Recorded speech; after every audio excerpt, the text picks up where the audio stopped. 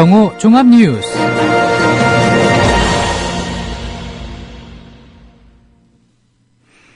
(1월 12일) 국민라디오 정오 종합뉴스. 오늘의 주요 뉴스입니다.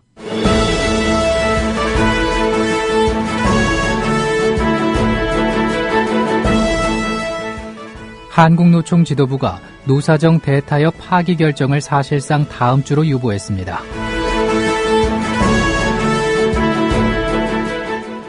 정부가 일본군 위안부 피해자 할머니들을 개별적으로 접촉하기 시작했습니다. 세월호 참사 특별조사위원회가 청문회에 출석하지 않은 언딘 사장, 한국해양협회장을 검찰에 고발할 예정입니다. 권노갑 더불어민주당 상임고문이 오늘 탈당을 선언했습니다. 국민라디오 정오종합뉴스 잠시 후 시작합니다.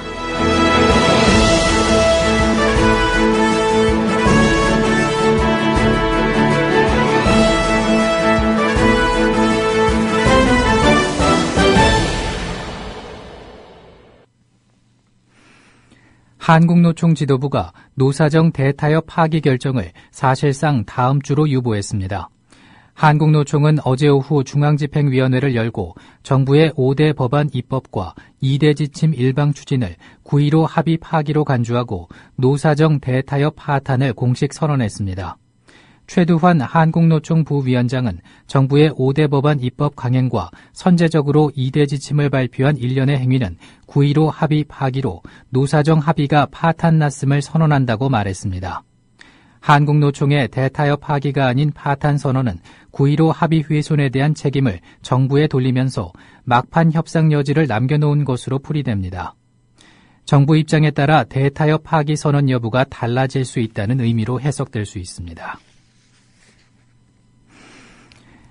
정부가 일본군 위안부 피해자 할머니들을 개별 접촉하기 시작했습니다.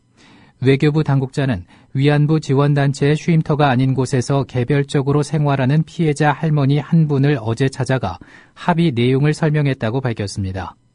이 당국자는 개별적으로 거주하는 분들 가운데 희망하는 경우 직접 방문해 합의 내용에 대한 이해를 구하는 노력을 계속할 것이라고 말했습니다. 하지만 지원단체 일각에서는 일본 정부의 제대로 된 사과나 우리 정부의 아무런 설명 없이 이루어진 한일 간 합의에 피해자들의 의견을 분열하려는 시도라며 반발하고 있습니다. 세월호 참사 특별조사위원회가 청문회에 출석하지 않은 언딘 사장, 한국해양협회장을 검찰에 고발할 예정입니다. 특검 논의도 시작됐습니다. 어제 뉴스K 노지민 기자의 보도입니다. 세월호 참사 특별조사위원회가 지난달 청문회에 불출석한 김윤상 언딘 사장과 신정택 한국해양협회장을 고발하기로 결정했습니다. 오늘 전원위원회를 개최한 특조위는 김윤상 사장과 신정택 회장이 세월호 특별법을 위반한 것으로 보고 빠른 시일 내에 검찰에 고발장을 제출하겠다고 밝혔습니다. 세월호 특별법 제51조와 52조는 정당한 이유 없이 청문회에 출석하지 않은 경우 고발해야 한다고 규정합니다. 청문회 당시 김윤상 사장의 경우 법원 출석을, 신정택 회장의 경우 중국 출장을 이유로 들었지만 불출석을 정당화할 만한 사유가 아니었다는 겁니다. 특검에 대한 논의도 시작됐습니다. 오늘 전원위원회에서 진상규명국 활동계획을 보고한 권영빈 진상규명소위원장은 빠르면 이달 25일쯤 특검을 요청하겠다고 말한 것으로 전해졌습니다.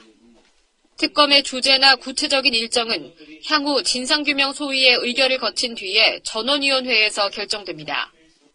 국민TV 뉴스 노지민입니다. 다음 소식입니다. 세월호 참사를 겪은 경기도 안산시 단원고 졸업식이 오늘 열렸습니다.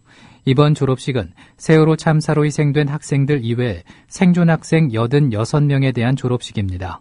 학교 측은 원래 희생 학생들에 대한 명예 졸업식도 함께 치를 예정이었지만 유가족 측의 반대로 취소했습니다. 4.16 가족협의회 등 유가족단체와 시민단체 등은 이에 앞서 지난 주말 단원고에서 희생 학생들에 대한 방학식을 했습니다. 권노갑 더불어민주당 상임고문이 오늘 탈당을 선언했습니다. 권 고문은 국회 정론관에서 기자회견을 통해 60여 년 정치 인생 처음으로 몸담았던 당을 스스로 떠나려 한다고 밝혔습니다. 권 고문은 앞으로 제대로 된 야당을 부활시키고 정권 교체를 성공시키기 위해서 혼신의 힘을 보태겠다고 다짐했습니다. 권노갑 고문의 기자회견 일부를 들어보시겠습니다. 이제 저도 떠납니다. 그러나 떠나는 것은 미워서 떠나는 것은 아닙니다. 다만 연이은 선거 패배에도 책임을 질 줄 모르는 정당, 너그러운 포용과 화합을 이루지 못한 정당, 정권 교체의 희망과 믿음을 주지 못하는 정당으로는 더 이상 희망이 없다는 확신과 양심 때문에 행동하는 것입니다. 저는 앞으로 제대로 된 야당을 부활시키고 정권 교체를 성공시키기 위한 길에 미련 하나마 혼신의 힘을 보태겠습니다. 오늘 회견에는 권 고문만 나섰지만 권 고문과 함께하는 김옥두, 이훈평, 박양수 전 의원 등 동교동계로 불리는 인사 10여 명도 함께 탈당계를 제출합니다. 문재인 더불어민주당 대표가 오늘 삼성전자 첫 고졸 여성 임원인 양향자 상무를 영입했습니다.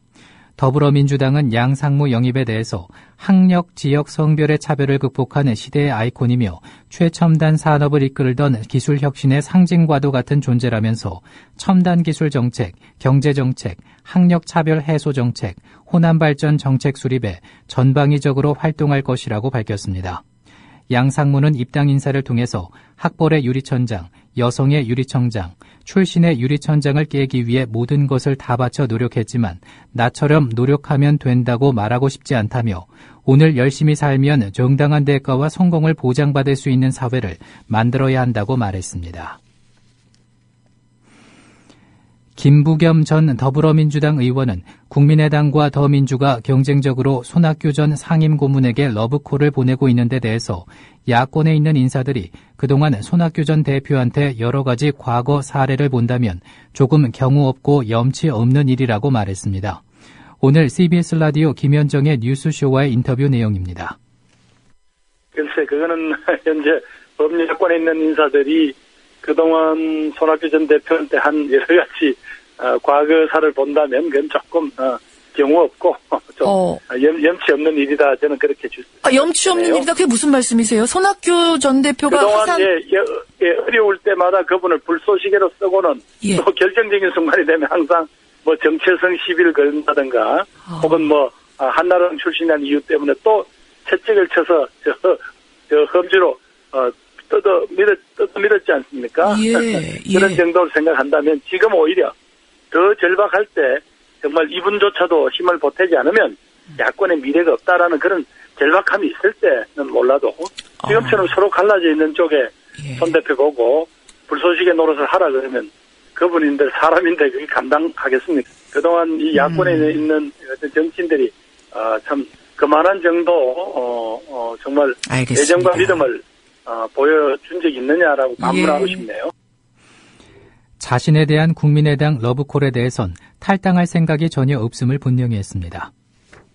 제가 몇 차례 입장을 밝혔습니다. 저는 제가 서 있는 우리 당에서 더불어민주당에서 제 역할이 분명히 있고 또 그걸 통해서 뭔가 또 다음 야권의 근본적인 어떤 재탄생 이런 것들을 저는 준비를 해야 될 역할이 제 역할이라고 생각합니다. 이상돈 중앙대 명예교수는 박영선 더불어민주당 의원에 대해서 박영선 의원이 이제는 신당으로 가서 더 큰 정치를 했으면 좋겠다는 바람이라고 밝혔습니다. 오늘 KBS 라디오 안녕하십니까 홍지명입니다와의 인터뷰 내용입니다. 새 당이 이른바 지역당의 한계를 극복하고 또 안철수 의원이 1인 정당이다 하는 그런 이미지를 극복하기 위해서는 넘어야 될 문턱이 몇 개 있는데 저는 무엇보다도 수도권에서 상징성 있는 중진 의원이 좀 가담하지 않으면 좀 탄력을 받기 어렵지 않느냐 이런 생각을 많이 피하겠죠. 알겠습니다. 수도권에서 상징성 있는 인물 굳이 딱 찍자면 박영선 의원 같은 분입니까? 어떻습니까? 네, 그렇죠. 서울시와 중구청의 이견으로 추진되지 않았던 박정희 전 대통령 기념 공원 사업이 재개됩니다. 서울 중구청이 박 전 대통령 공원 사업 계획을 세우고 예산 100억 원을 올해 편성했다고 밝혔습니다. 기념공원 사업의 총 사업비는 314억 원으로 오는 2018년 완공을 목표로 합니다. 앞서 2년 전 중구청은 예산을 분담하기 위해서 서울시에 사업 투자 심사를 요청했지만 서울시는 사전 협의가 없었다며 난색을 보였습니다. 전북 김제의 한 돼지 농장에서 구제역이 발생해 해당 농장의 돼지 700마리에 대해서 매몰 처분이 이루어집니다. 농림축산식품부는 전북 김제시의 한 돼지 농장에서 구제역 의심 신고가 들어와 농림축산검역본부가 정밀검사를 한 결과 양성 반응이 나왔다고 밝혔습니다. 이에 따라 해당 농장에서 사육 중인 돼지 700마리에 대해선 매몰 처분이 이루어지고 국민안전처는 구제역 확산 방지를 위해서 구제역 위기 단계를 관심에서 주의로 한 단계 격상했습니다. 구제역 발생은 지난해 4월 충남 홍성과 보령에서 마지막으로 발생한 이후 9달 만입니다. 코레일은 서울 열차 승차권을 오는 19일과 20일 홈페이지와 지정된 역 창구, 판매 대리점에서 예매한다고 밝혔습니다. 19일은 오전 6시부터 오후 3시까지 홈페이지에서, 오전 9시부터 11시까지 창구와 대리점에서 경부와 경전, 경의, 충북, 동해선 승차권을 예매할 수 있습니다. 20일은 같은 시간대에 호남과 전라, 장항, 중앙, 영동선 승차권을 구입할 수 있습니다. 승차권은 한 차례에 6매까지 1인당 최대 12매를 예매할 수 있고 예약 후 오는 21일 오전 10시부터 24일 자정까지는 결제를 해야 합니다. 대한민국 공무원 노동조합 총연맹은 오늘 성과연봉제와 공무원 퇴출제 등의 내용을 담은 국가공무원법 개정안 도입을 규탄했습니다. 공노총은 오늘 서울정부청사 앞에서 가진 기자회견에서 이근면 인사혁신처장이 도입한 성과연봉제와 퇴출제는 공직을 기업화하고 공공성이 아닌 성과만으로 사람을 평가해 공무원의 자긍심을 짓밟는다고 주장했습니다. 오늘은 전국이 대체로 맑겠으나 제주는 구름 많겠습니다. 낮 최고 기온은 영하 1도에서 영상 8도로 어제보다 낮겠습니다. 당분간 중부 내륙과 남부 일부 내륙에는 최저 기온이 영하 10도 내외로 떨어지는 곳 있겠습니다. 정오 종합 뉴스를 마칩니다. 제작 이정일, 진행의 정승조였습니다. 국민라디오